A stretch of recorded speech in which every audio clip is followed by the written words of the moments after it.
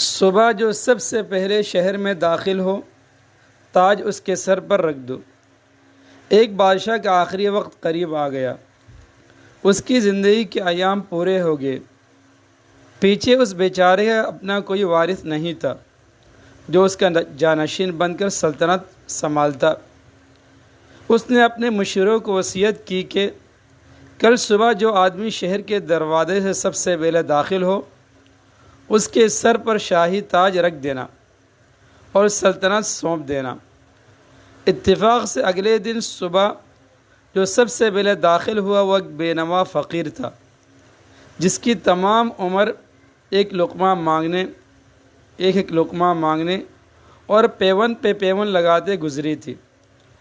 امرائے سلطنت نے بادشاہ کی وصیت کے مطابق شاہی تاج فقیر کے سر پر رکھ دیا اور قلعوں اور خزانوں کی کنجیاں اس کے حوالے کر دیں۔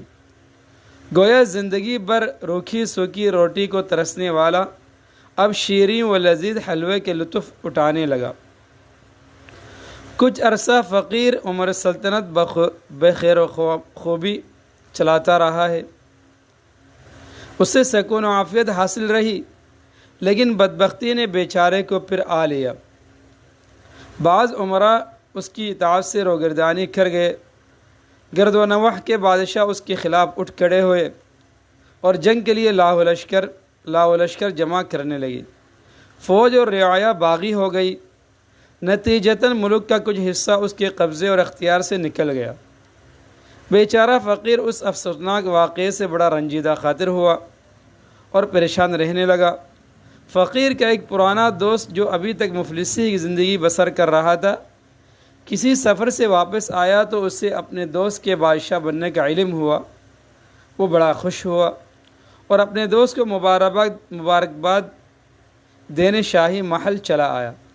بادشاہ سے کہا، خدائے بزرگ و برتر کا شکر ہے کہ تیرے بلند نصیب نے مدد کی اور اقبال مندی نے یاوری کی اور تمہیں اس بلند منصب پر پہنچا دیا۔